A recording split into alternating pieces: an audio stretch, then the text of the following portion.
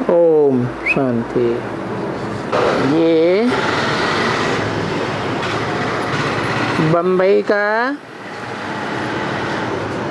2 जनवरी 1964 का प्रातः क्लास है।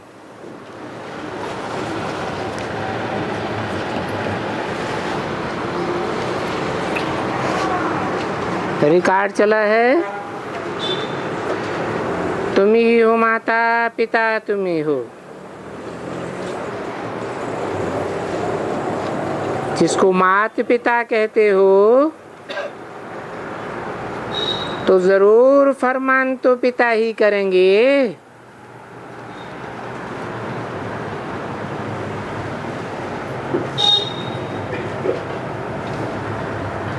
भले ये माता पिता कंबाइंड हैं, यही मुश्किल बात है जो मनुष्यों को समझना बड़ा डिफिकल्ट है।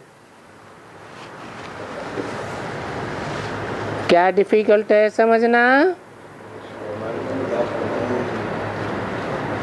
कि वो कंबाइंड माता पिता कौन है।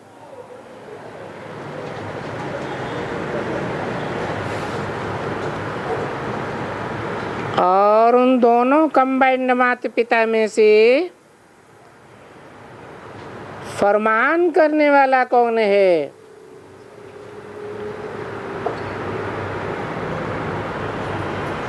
जिसके फरमान बरदार बच्चे हैं।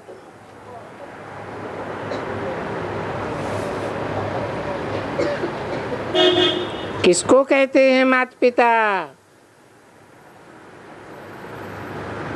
तुम माता पिता, हम बालक तेरे। यही मुख्य बात यहाँ समझने की है।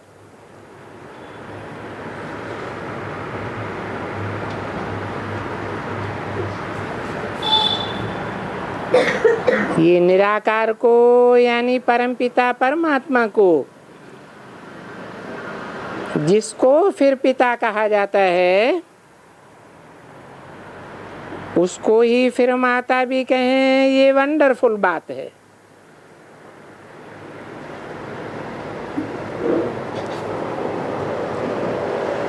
और समझने की भी यही मूल बात है।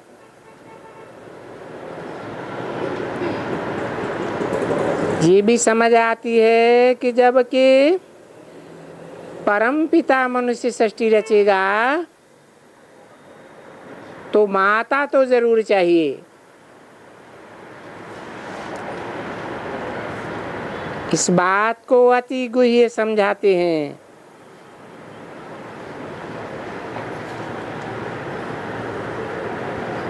कभी भी कोई मनुष्य मात्र की बुद्धि में ये नहीं आएगा, सिवाय तुम अनुभवी बच्चों के, ये कोई की बुद्धि में बैठाने के लिए बहुत टाइम कोई को लगे। जबकि अच्छी तरह से समझ जाएं कि ये माता पिता हैं, जबकि सबका बाप है तो सबकी माँ भी तो जरूर चाहिए।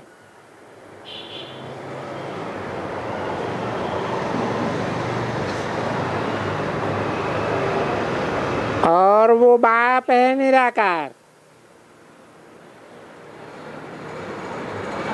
निराकार बाप हुआ तो फिर माँ किसको रखें, किसको पकड़ें? कोई शादी तो किया हुआ नहीं होगा। ये सभी बातें बहुत समझने की हैं। और ये तो है अति गुह्य बात समझने की। फिर ये नए तो इतने मुश्किल से समझेंगे, और इन पुराणों में भी कोई मुश्किल ही इस बात को समझते हैं। और समझ करके फिर ऐसा स्मृति में रहता है। बच्चों को तो स्मृति में रहे ना। किसको बच्चा हो, कोई भी हो, 5 बच्चे हों 10 हों, माँ बाप की स्मृति में तो जरूर रहेंगे ना। भारत में तो खास ये पुकारते हैं, जैसे अभी गीत सुना, तुम माता पिता हम बालक तेरे, तुम ही हो माता पिता तुम ही हो। अभी ये अक्षर तो बड़ा वंडर है, क्योंकि मंदिर में जाते हैं तो लक्ष्मी नारायण को माता पिता कह देते हैं।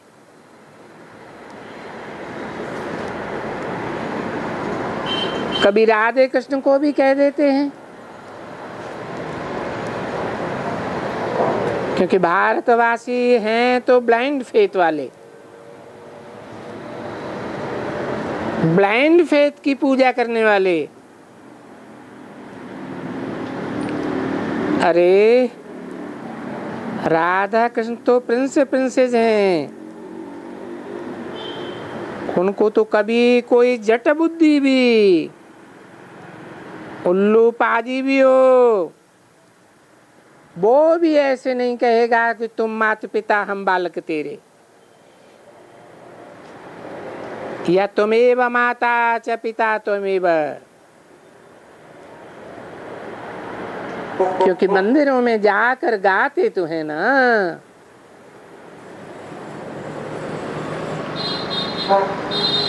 राधा कृष्ण के मंदिर में जाते हैं, गाते हैं।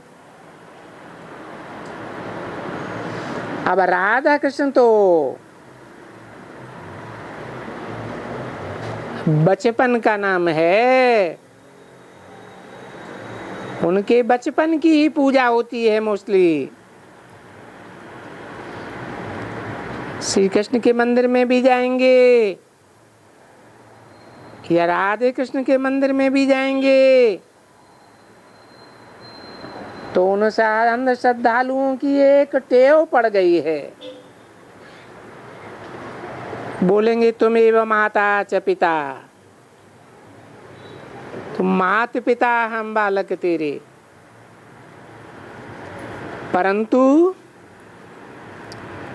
ये बातें तो बिल्कुल ही न्यारी हैं।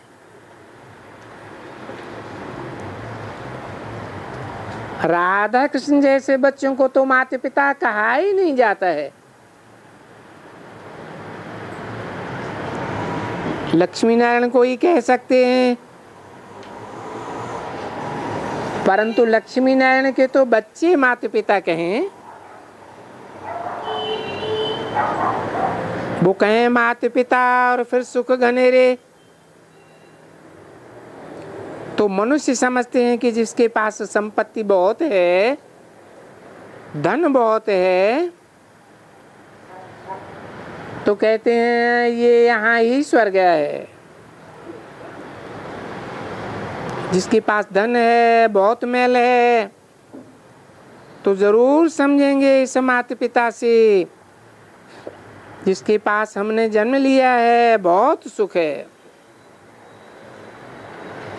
परंतु वो सुख क्यों मिला? क्योंकि उन माता पिता ने भी आगे जन्म में कुछ अच्छा कर्तव्य किया है, उन्होंने भी जरूर कोई अच्छा कर्तव्य किया है। तो कहते हैं हमको ऐसे साहूकार घर में जन्म मिला, तो फिर भी तो कर्म की बात आ जाती है ना। और ऐसे कर्म किसने सिखाए, कब सिखाए? अच्छा, यहाँ जो कहा जाता है तुम माता पिता हम बालक तेरे, अभी ये बच्चे जानते हैं, इसे सारी दुनिया में कभी भी कोई समझ नहीं सके कि एक जो परमपिता परमात्मा है, जिसके हम सभी बच्चे हैं, जो रचयिता है, भले अगर कोई कह दे बच्चे हैं, जैसे वो निराकार है, वैसे हम आत्माएं भी निराकार हैं। पर बात ये आती है कि निराकार सृष्टि कैसे रचते हैं। सृष्टि तो साकार है, जरूर माता पिता बगैर तो सृष्टि नहीं रची जा सकती। तो देखो, इस समय सृष्टि रचने का ये वंडरफुल टाइम है, क्योंकि एक तो परमात्मा रचयिता है जरूर, पर वो रचयिता होगा जरूर नई दुनिया का, जिस नई दुनिया को स्वर्ग कहा जाता है। ऐसे तो नहीं है,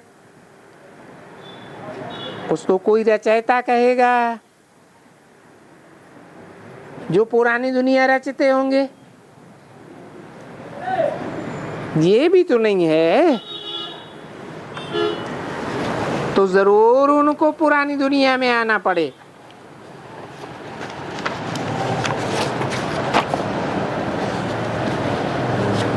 और आकर के नई दुनिया रचनी पड़े।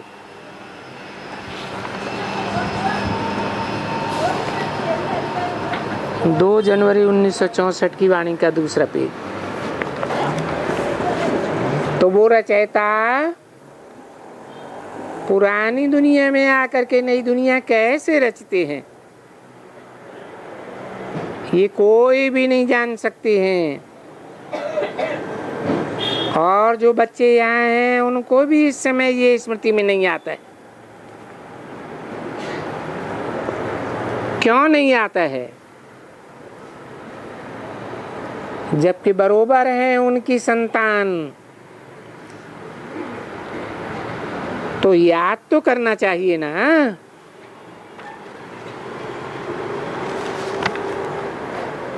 याद नहीं कर सकते हैं, भूल जाते हैं। क्यों भूल जाते हैं? क्योंकि ये वंडरफुल बात है ना, वो तो कॉमन बात है। माता पिता को जो अलग है, बाप अलग है, माता अलग है, और बच्चे यहाँ देखते हैं कि ये माता पिता है, कंबाइंड है। ये एक बड़ी गुह्य बात है कि निराकार को हम कह देवें सृष्टि का रचयिता, और वो है भी जरूर।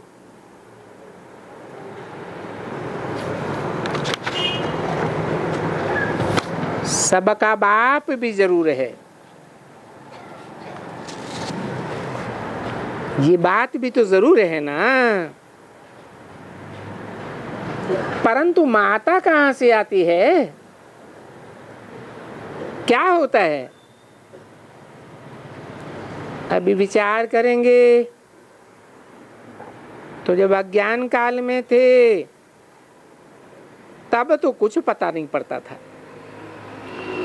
ऐसे ही बोलते थे जैसे सभी बोलते हैं। अभी बच्चे तो बिल्कुल अच्छी तरह से जान गए। तो बड़ी गुह्य बात है, बड़ी वंडरफुल बात है कि निराकार को माता पिता रचना है जरूर। माता भी चाहिए। बाप खुद बैठ करके समझाते हैं, समझाने वाली माता नहीं है, बाप है। समझाते हैं कि मैं कैसे ये अडॉप्ट करता हूं, क्योंकि वो पेट से तो निकलने की बात नहीं रहती है।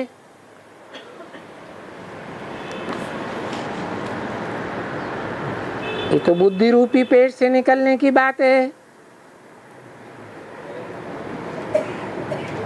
और गाया जाता है ब्रह्मा के मुख कमल से बहुत बच्चे रचे।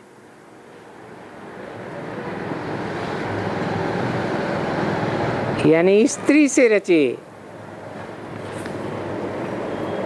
किसने? बाप को ही कहा जाता है। स्त्री से बाप को बहुत बच्चे। तो कैसे रचते हैं? कहते हैं मैं आता हूं, मैं निराकार साकार सृष्टि पर आता हूं, इस शरीर को धारण करता हूं। धारण करके फिर इनके मुख द्वारा, जिसका नाम प्रजापिता रखता हूं,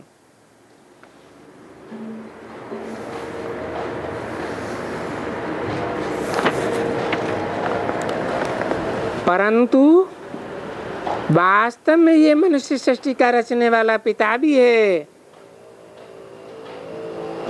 तो माता भी है, जिसके मुख से मैं बच्चे रचता हूं।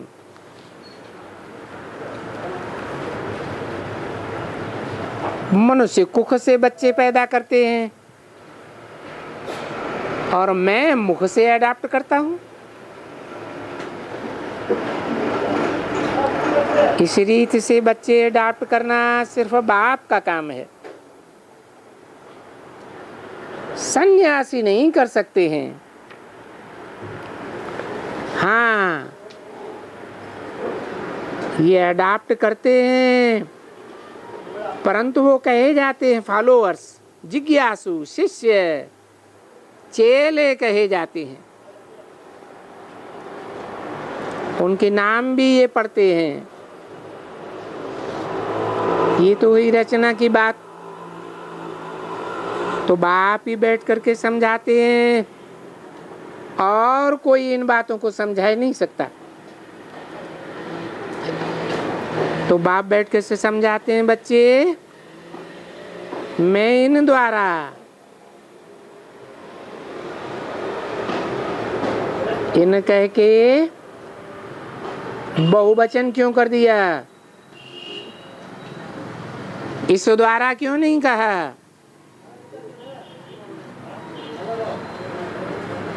क्योंकि सृष्टि की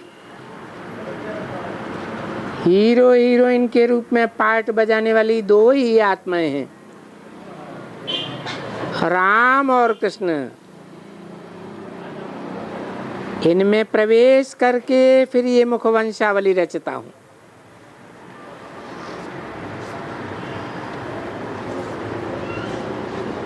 कब प्रवेश करता हूं? है इनमें, माने इन दोनों में जो कंबाइंड है, भारत में अर्धनारीश्वर के रूप में प्रसिद्ध हैं। उनमें प्रवेश करके फिर मुखवंशावली रचता हूं। जो वंशावली कहती है तुम मात पिता हम बालक तेरे।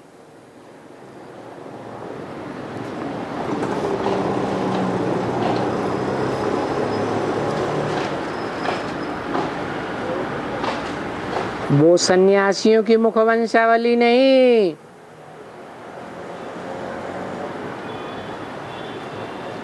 यहाँ की बात है।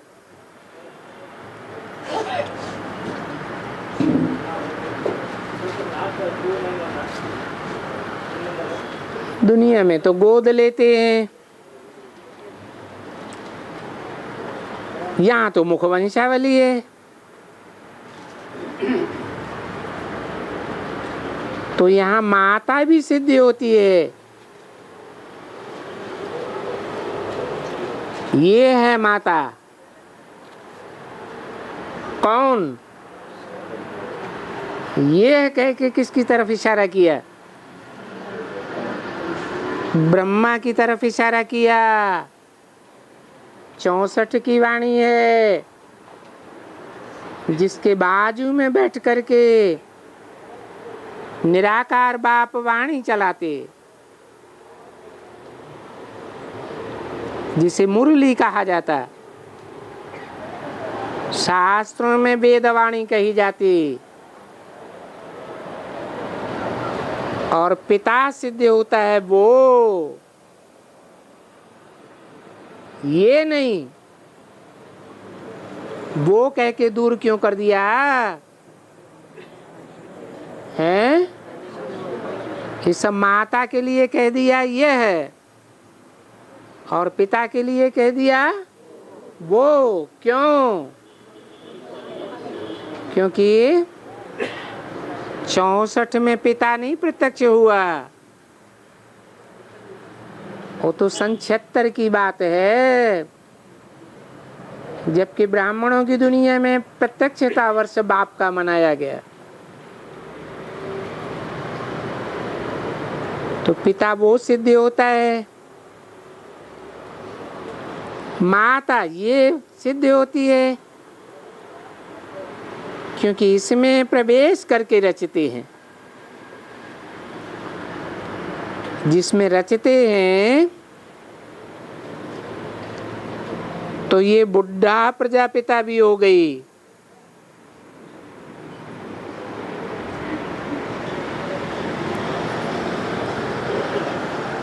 प्रजापिता भी हो गई तो माता भी हो गई। कौन? यह माने ब्रह्मा। प्रजापिता कैसे हो गई? क्योंकि आदि वाला प्रजापिता, जिसे शास्त्रों में परम ब्रह्म कहा गया है, मध्योनि परम ब्रह्म, मम योनि परम ब्रह्म।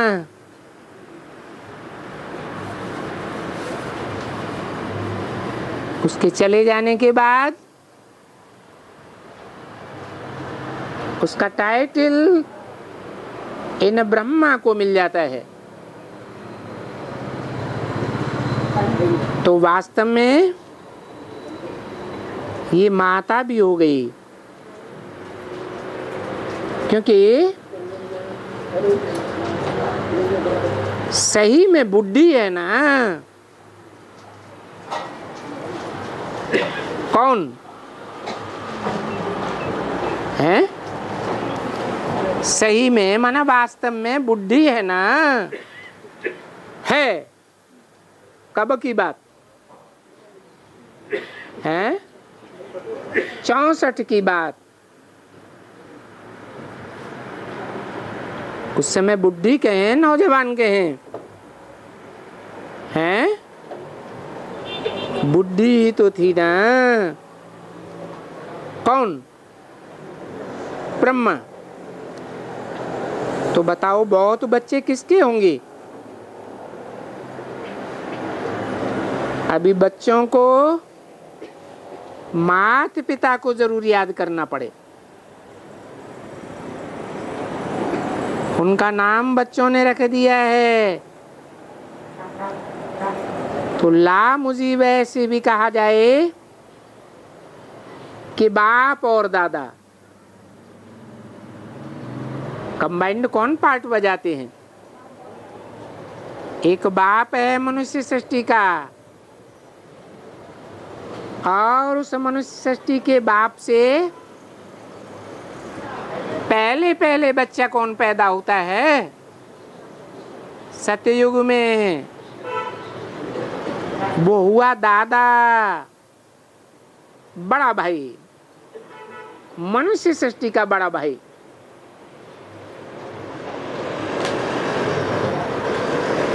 तो ला मुझे बाप दादा कहा जाए, क्योंकि प्रॉपर्टी मिलती है बाप से। किसको? हैं? दादा को भी प्रॉपर्टी किससे मिलती है? बाप से। दादे की प्रॉपर्टी मिलती है ना।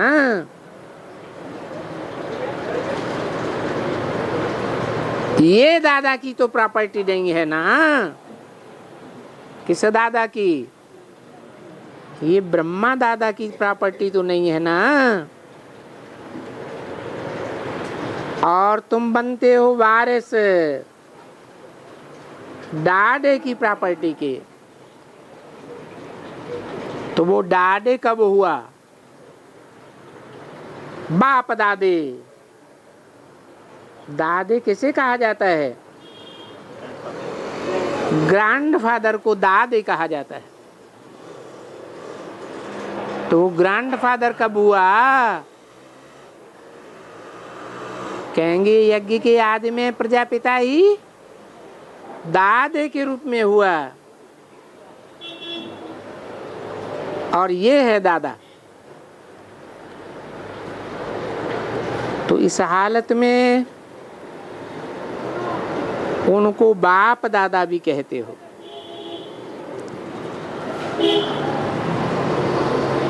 ये कहना जरूर है, क्योंकि अर्थ है कि बरोबर हमको प्रॉपर्टी कोई पिता ब्रह्मा से नहीं लेनी है।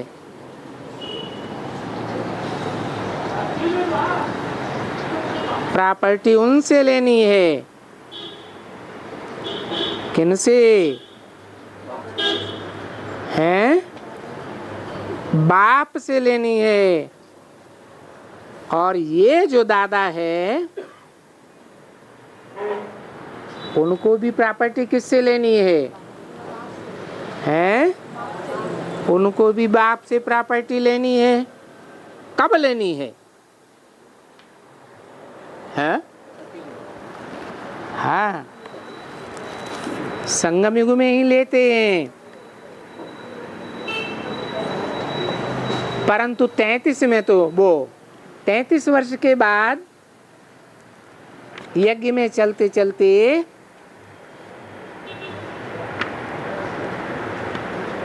69 को तो शरीर छोड़ दिया। तो प्रॉपर्टी कैसे लेते हैं? है जरूर सूक्ष्म शरीर से प्रवेश करते हैं। दादा भी कहा जाए तो माता भी कहा जाए। किसको? दादा लेखराज ब्रह्मा को दोनों ही कहा जाए। नहीं तो माता पिता सिद्ध कैसे होवे? तो हैं जरूर। इन माता पिता बगैर बच्चे कहां से आवेंगे? सिर्फ पिता से बच्चे थोड़े ही पैदा हो सकते हैं, या सिर्फ माता से थोड़े ही बच्चे पैदा हो सकते हैं। माता और पिता दोनों इस सृष्टि पर होने चाहिए या नहीं होने चाहिए?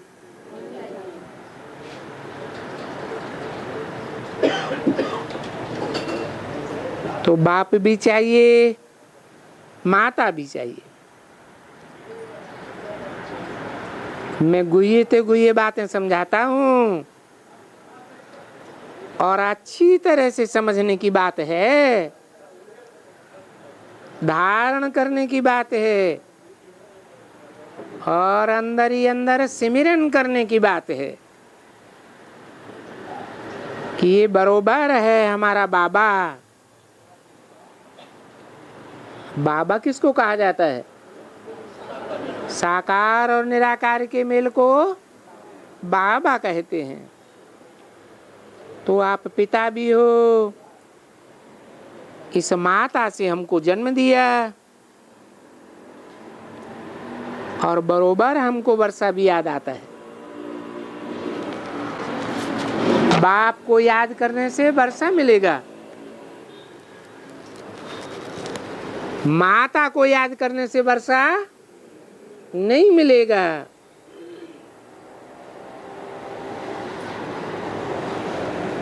मिलता ही नहीं है। परंतु माता से जन्म लिया है वो तो याद है ना। फिर भी याद तो वर्षे के लिए बाप को ही करना है। इसलिए बाप खुद भी कहते हैं कि न मम्मा को याद नहीं करना है। ज्ञान से समझा जाता है कि कैसे बाप पतित दुनिया में, पतित शरीर में आकर के पतितों को पावन बनाते हैं।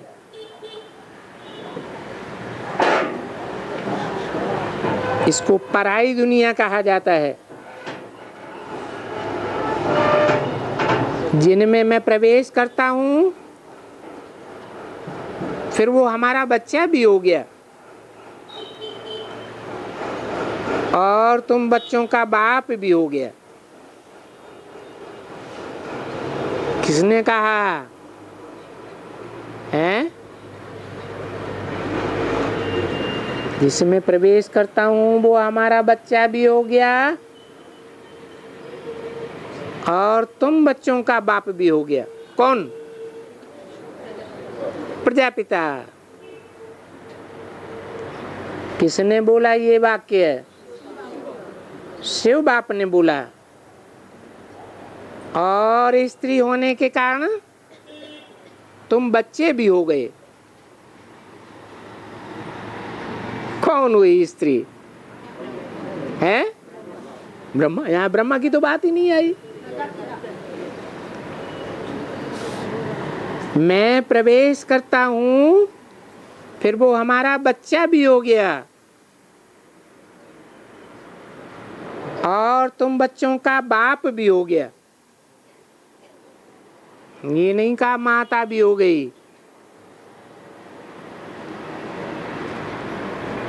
और स्त्री होने के कारण तुम बच्चे भी हो गए। शिव बाप जब परम धाम से आते हैं तो ज्ञान का बीज बोने के लिए किसको निमित्त बनाते हैं? है? माता को निमित्त बनाते हैं या पुरुष तन को निमित्त बनाते हैं? माता को निमित्त बनाते हैं। माता में प्रवेश करके ज्ञान का बीज डाला क्या? नहीं डाला। तो ज्ञान का बीज किस में डाला? आते ही प्रजापिता में डाला। इसलिए शास्त्रों में उसे परम ब्रह्म बोला है।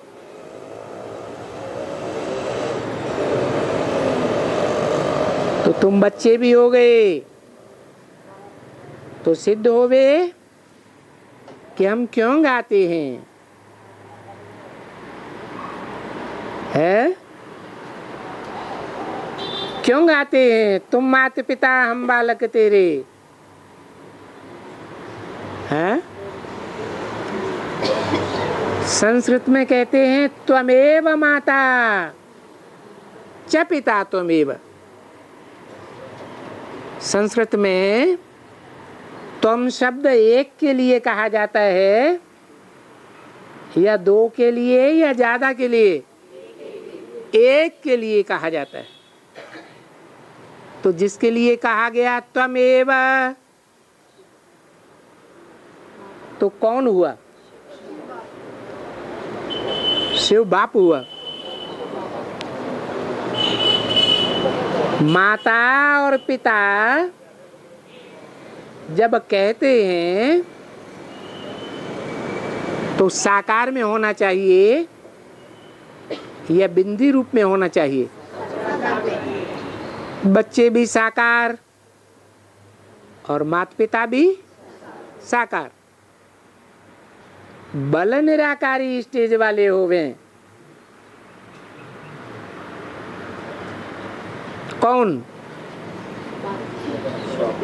पिता भी निराकारी स्टेज में होगा तो बच्चे भी नंबरवार निराकारी स्टेज में टिकेंगे। तो मनुष्य गाते हैं। ये मनुष्य क्यों गाते हैं? शंकर द्वारा विनाश है। ये पिता की बात चल रही थी तो पूछा कि मनुष्य ये क्यों गाते हैं शंकर द्वारा विनाश? ये ड्रामा में नूद है। ये नाम गाए हुए हैं इसलिए गायन में आते हैं। कौन? किसकी बात हुई है? शंकर की बात हुई। लेकिन वाणी में तो कहा हुआ है जो स्थापना करते हैं वो विनाश भी करते हैं। जो स्थापना करते हैं वो पालना भी करते हैं।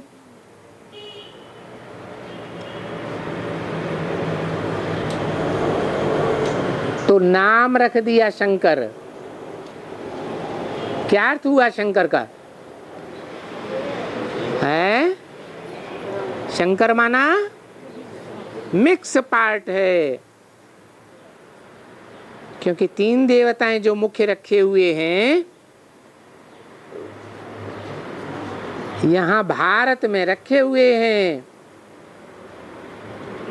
जिनको त्रिमूर्ति शिव कहा जाता है। तो बरोबर उन द्वारा विनाश भी हो जाता है। किन्हों द्वारा है? उन्हों द्वारा विनाश भी हो जाता है और नाम भी रख दिया है। क्या? शंकर द्वारा विनाश। एक के द्वारा या 3 के द्वारा है? तीनों की सहमति होती है विनाश में या एक ही होता है? हैं? एक नहीं होता है, 3 होते हैं। कौन कौन 3 हैं? मुरली में बोला है शंकर थोड़ा ही कुछ करता है। ये तो सिर्फ गायन है शंकर द्वारा विनाश। श्रृंगारकारिणी कौन गाई हुई है? हैं? शक्तियां गाई हुई हैं।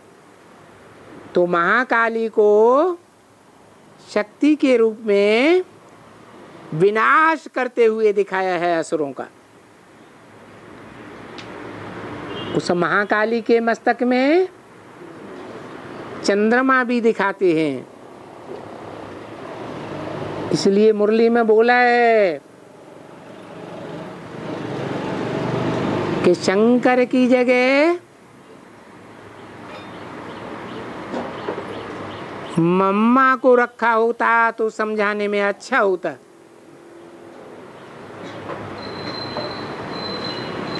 बाकी ये तो समझते हो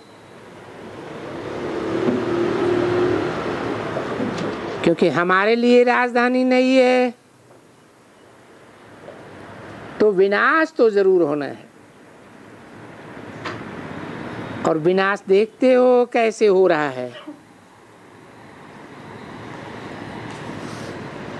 क्या देखते हो? हैं? अरे 64 की बात है। विनाश देखते हो कैसे हो रहा है? कैसे हो रहा है? हैं? 64 में विनाश हो रहा था क्या? हो रहा था? हैं? विनाश नहीं हो रहा था लेकिन आसार सारे इकट्ठे हो रहे थे। एटॉमिक एनर्जी तैयार हो गई थी। खास भारत में जो महाभारी महाभारत भयंकर विनाश गाया हुआ है, उसके आसार तैयार होने लगे।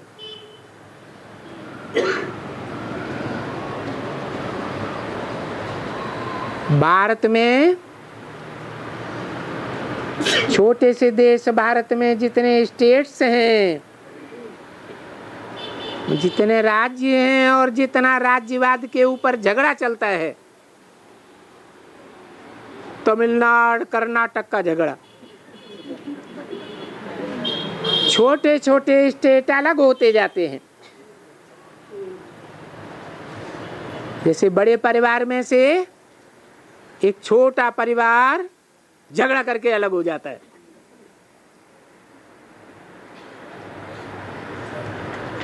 जितनी जातियां और जातिवाद के आधार पर झगड़ा भारतवर्ष में देखा जाता है, इतना और कहीं भी नहीं देखा जाता। जितनी भाषाएं और भाषाओं के आधार पर मुड़फुटौल भारत में देखी जाती है, उतना और कहीं भी नहीं देखने में आता है। जितनी पार्टियां, राजनीतिक पार्टियां जितनी भारत में हैं, इतनी और किसी देश में नहीं होती। तो देखते हो ये विनाश कैसे हो रहा है। आसार देखने में आते हैं या नहीं आते हैं? कोई नई बात तो नहीं है ना। ये विनाश तो होना ही है। कब? भविष्य में कि अभी की बात? भविष्य के लिए इशारा दिया। उनके लिए फुल तैयारियां होती जा रही हैं। और तुम्हारी राजाई के लिए नई दुनिया तो जरूर चाहिए ना। तुम यहाँ इतने सब जो ढेर के ढेर राजाई पद पा रहे हो, सो तो जानते हो ना। तुम अंधश्रद्धा वाले तो नहीं हो ना। ये तो समझ की बात है। दुनिया में कोई भी ऐसा नहीं हुआ जिसने राजाई करने की पद्धति पढ़ाई हो, राजाई करने का ज्ञान दिया हो। कैसे कंट्रोलिंग पावर हाथ में लेते हैं।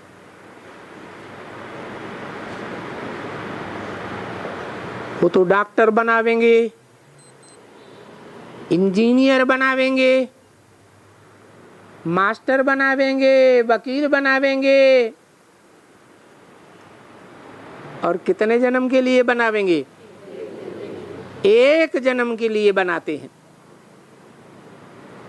और बाप कहते हैं एक मैं ही हूं जो राजयोग सिखा करके तुम बच्चों को राजा ही करना सिखाता हूं, मनुष्य से देवता बनना सिखाता हूं। ये पढ़ाई दुनिया में और किसी ने नहीं पढ़ाई।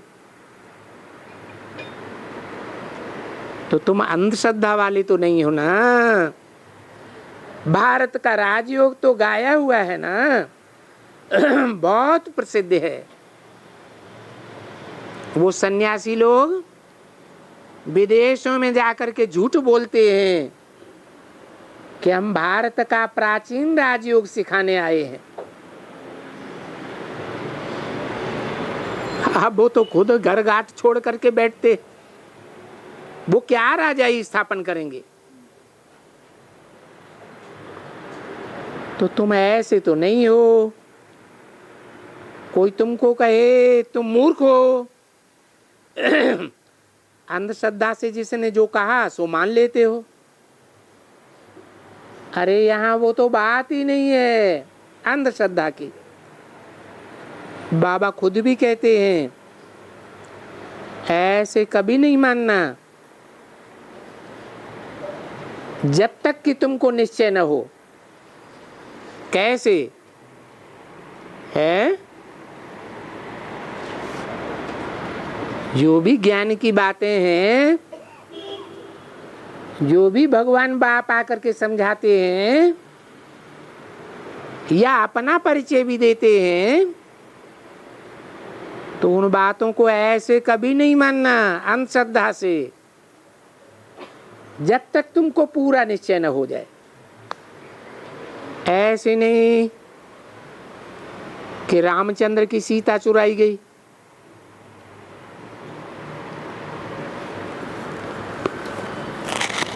सुनाते हैं ना कथा में, सुनने वाले कहते हैं सत्य बचन महाराज।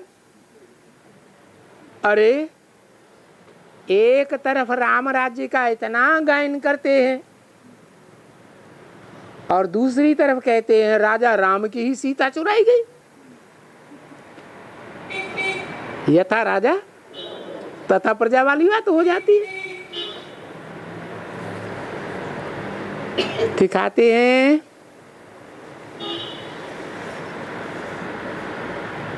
कि रावण चुराया गया, सो भी इतना बड़ा बड़ा रावण बनाते हैं।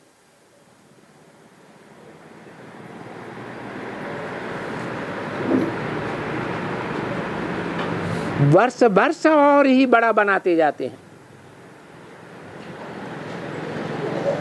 कहाँ की यादगार है? कैसे है? अरे भक्ति मार्ग का रावण राज्य है, उसकी शूटिंग करने वाले भी तो ब्राह्मणों में ही होंगे ना। रावण ब्राह्मण था या नहीं था? ब्राह्मण ही था। वो रावण भक्ति मार्ग की अंधश्रद्धा सिखाता था, अज्ञान सिखाता था।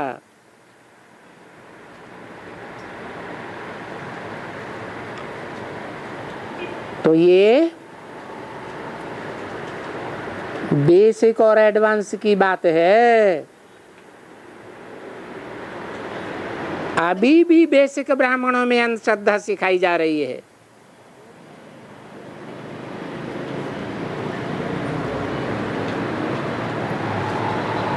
राम की सीता को चोरी करके रखा हुआ है।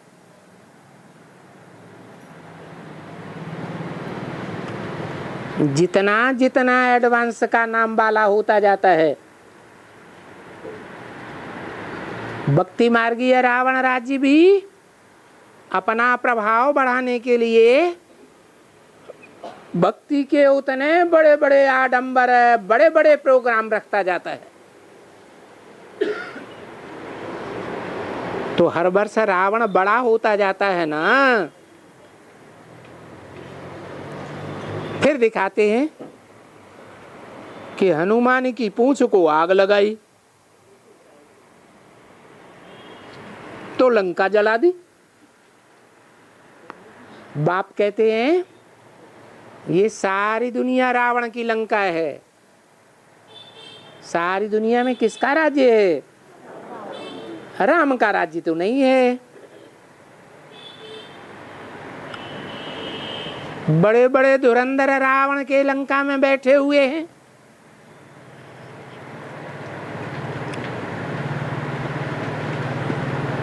हनुमान की पूंछ को दिखाते हैं।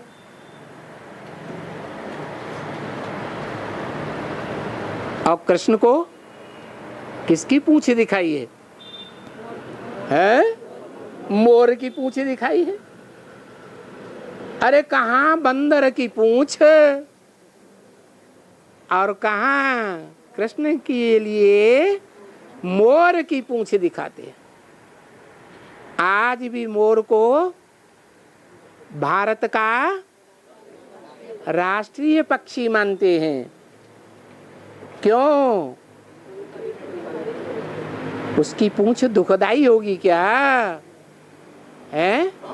अरे मोर की पूंछ तो बड़ी मुलायम होती है। दुखदाई होती है क्या? नहीं। मोर को विकार से बच्चे पैदा करते हुए दिखाते हैं, देखते हैं क्या कोई? नहीं। मोर आज की दुनिया में भी निर्विकारी पक्षी है।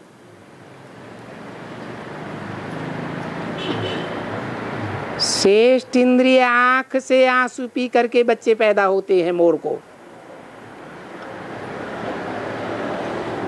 वो भ्रष्ट इंद्रियों से बच्चे पैदा नहीं करता। और बंदर, बंदर का काम विकार कैसा होता है? घड़ी घड़ी विकार में जाता है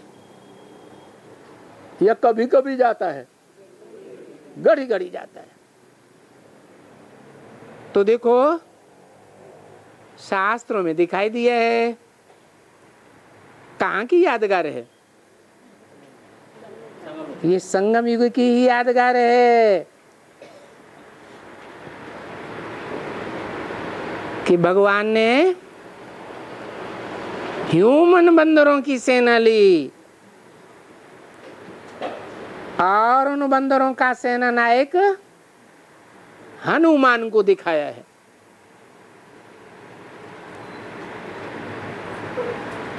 उस पूंछ में काम विकार की आग लगा दी। जितना भी तेल था नगर में, तेल शुद्ध होता है या घृत शुद्ध होता है? ईश्वर के ज्ञान को घृत कहेंगे या तेल कहेंगे? घृत है। तो रावण की लंका में जितना भी तेल था, अज्ञान का मिक्स किया हुआ तेल, वो सारा तेल उसे पूंछ में बांध दिया गया कपड़ों के साथ। कपड़ा किसको कहा जाता है? कपड़ा तो शरीर को ही कहा जाता है। और लंका में जितने भी सुंदर सुंदर वस्त्र थे, सुंदर वस्त्र स्त्रियों के कहे जाते हैं या पुरुषों के कहे जाते हैं? है? हाँ, जो भी कन्याओं माताओं के सुंदर सुंदर वस्त्र थे, देह अभिमान रूपी भी वस्त्र थे, क्योंकि इस दुनिया में तो सब देह अभिमानी ही है। उन सारे वस्त्रों को हनुमान की पूंछ में बांध दिया गया। वो चैतन्य जो वस्त्र थे, उनकी बुद्धि किस में लटक गई? हनुमान की पूंछ में लटक गई और उसमें आग लगा दी। तो दिखाया है लंका सारी जल गई और रावण कुछ नहीं कर सका। हनुमान का कुछ बिगाड़ सका क्या? नहीं। तो बाप कहते हैं हाँ, ये भक्ति मार्ग में बिना समझे सत्य वचन महाराज कहते रहते हैं। तो तुम बच्चे ज्ञान की समझानी लेते समय कभी ऐसे नहीं कहना सत्य सत्य सत्य। जब तक तुम्हारी बुद्धि में बात अच्छी तरह से न बैठ जाए, ये सत्य सत्य बिल्कुल नहीं करना, कभी भी नहीं करना। अगर ना समझो तो अच्छी तरह से पूछो, बार बार समझो। अगर नहीं समझेंगे तो बेसमझ के बेसमझ रह जाएंगे, बिल्कुल ही तुच्छ बुद्धि रह जाएंगे और फिर तुच्छ बुद्धियों को पद भी नहीं मिलेगा। तो हर एक बात अगर कोई न समझते हैं तो समझें। तो समझाते हैं कि आगे जो कुछ भी सुनते आए हो भक्ति मार्ग की बातें, ये सभी भक्ति मार्ग की बातें हैं। आगे माने कब कब सुनते आए हो? आगे, आगे माने पीछे की बातें। कब की बात है? अरे कल पहले की बात, भक्ति मार्ग की बात। हाँ, भक्ति मार्ग की भी बात है, वो तो हद की बात हो गई। लेकिन ब्राह्मणों की दुनिया में भी बेसिक में जो सुनते आए हो वो सब क्या है? भक्ति मार्ग है। भक्ति मार्ग में कोई फल मिलता है? कोई फल मिला? कोई भी भक्ति करो, तीर्थ करो, जप करो, तप करो, दान करो, बेसिक में कितना दान किया या नहीं किया करने वालों ने? है किया। अल्पकाल क्षण भंगुर सुख ही मिलता है।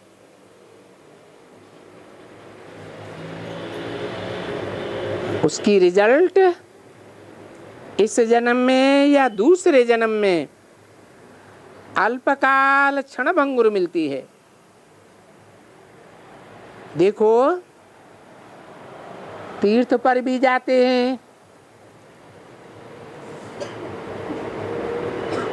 बाहर रह करके जाते हैं। अच्छा,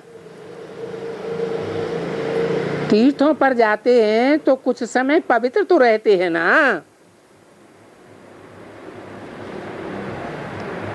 ये भी कोई कुछ अच्छा है।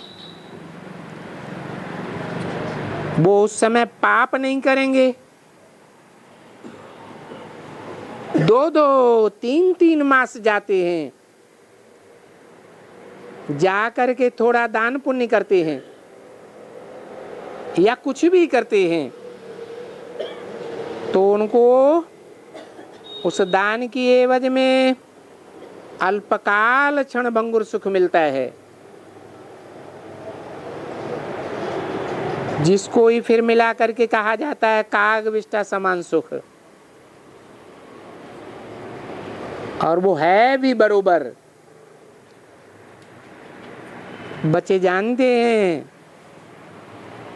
इन बातों को समझ सकते हैं। बुद्धि तो है ना। अभी कोई बंदर बुद्धि तो नहीं है ना। पहले क्या थे? पहले बंदर बुद्धि थे। अभी तो बाप ने आकर के लक्ष्य दिया है, बंदर से मंदिर लायक बनना है। अभी तो बंदर से मंदिर लायक बुद्धि बन रही है। जो भी अभी ब्रह्मा मुख वंशावली ब्राह्मण नहीं है, उनको कहा ही जाता है आयरन एज पत्थर बुद्धि। और जो समझ जाते हैं उनको कहा जाता है पारस बुद्धि। तो बरोबर सतयुग में पारस बुद्धि रहती थी, क्योंकि पारसनाथ और पारसनाथनी का राजी था। किसका राजी था? पारसनाथ माने क्या है? पारस माने पारस पत्थर का क्या गाइन है? पारस पत्थर से लोहे को भी टच कर दिया जाए तो सोना बन जाता है, ऐसे कहते हैं ना। परंतु ये बात कहाँ की है? बाप आकर तुम बच्चों को जो पत्थर से पारस बुद्धि बनाते हैं, और जब तुम्हारी पारस बुद्धि बन जाती है, निराकारी स्टेज बन जाती है, निराकारी निर्विकारी निरहंकारी बन जाते हो, तो जो भी तुम्हारे पार्श्व में आकर के बैठते हैं, पार्श्व माने बगल, और पारसनाथ कहते हैं स्पर्श करने से ही जो चेंज हो जाए। दृष्टि से दृष्टि मिली और परिवर्तन हो गए, कानों से दो शब्द सुने और परिवर्तन हो गया। क्या बोला व्यक्तवाणी में है? कैसे तुम बच्चों के द्वारा प्रत्यक्षता होगी? जो कानों से सुनेंगे, जो आंखों से देखेंगे, उनके मुख से क्या निकलेगा? मेरा बाप आ गया। तो ये स्पर्श की बात हुई ना, कान से शब्दों को स्पर्श किया, ज्ञान की बातों को स्पर्श किया और परिवर्तन हो गया। दृष्टि से दृष्टि का स्पर्श हुआ और परिवर्तन हो गया। तो सतयुग में पारस बुद्धि रहते थे, सोने और हीरे के महल थे।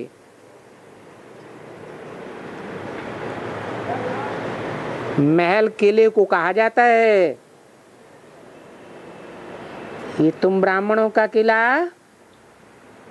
ऐसा बन जाएगा जो एक भी असुर उसमें प्रवेश नहीं कर सकेगा।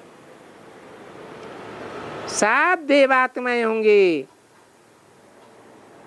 और वो देवात्माएं सोने के मिसल सच्चे होंगे या झूठे होंगे? सच्चे होंगे। हीरो के मिसल हीरो पार्टधारी होंगे। अभी तो कोई सोने वोने की बात ही नहीं है। क्या? अभी माना 64 की बात है। 64 में ऐसा कोई ब्राह्मणों का संगठन नहीं था, और अभी भी है? अभी कोई ब्राह्मणों का ऐसा संगठन है जिसमें सोने की तरह सच्ची आत्माओं का संगठन दिखाई दे? है? नहीं है। और बाप दादा ने क्या बोला था 2004 के आसपास? है? तुम बच्चे नई दुनिया में आना जाना करते हो,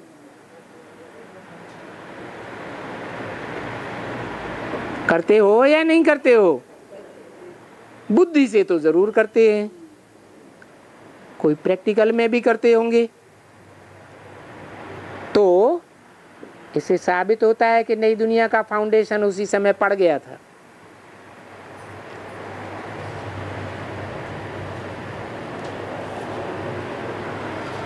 तो 64 की बात बताई। अभी तो पत्थर ही पत्थर हैं बरोबर, परंतु दुनिया में पारस बुद्धि भी तो मशहूर है ना। जैनियों में एक तीर्थंकर का नाम है। क्या नाम है? पार्श्वनाथ। पारस बुद्धि को पत्थर बुद्धि कौन बनाते हैं? ये तो बच्चे जानते हैं कि बरोबर ये 5 विकार रूपी रावण पत्थर बुद्धि बनाते हैं, और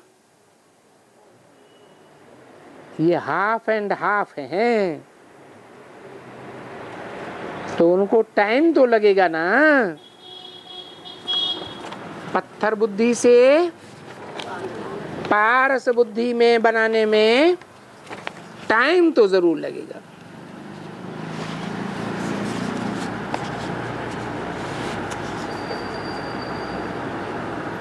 क्योंकि जो पूरे पत्थर बन जाते हैं तो भी तो पत्थर बनने में टाइम तो लगता है ना। तो देखो सब पत्थर बुद्धि बन जाते हैं, तब पारस बुद्धि बनाने वाला बाप आते हैं।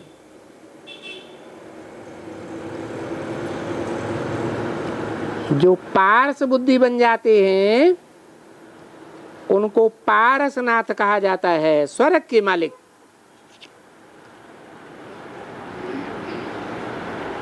तो पारसनाथ कहा जाता है। अभी बच्चे उनको जानते हैं, तो बच्चों को ख्याल रहना है, हमेशा याद करना है। बाबा कहते हैं अभी बच्चों को ये कुछ ज्ञान मिला है, देखो फिर इस ज्ञान को कितना सहज कर देते हैं। फिर माने कब है? 64 में या आगे चल के? हाँ, 64 में तो पक्का पक्का समझते थे कि ये शास्त्र वास्त्र सब झूठे हैं। तो बहुतों की बुद्धि में मुझान पैदा होता था। अभी देखो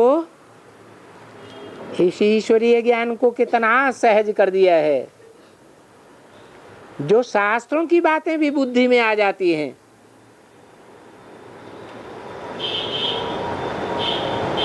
तो सहज हुआ ना। तो ये तो तुम समझ गए हो ना। ये बहुत ही रोज रोज समझाते हैं, कितना समझाए करके कितना समझाएं।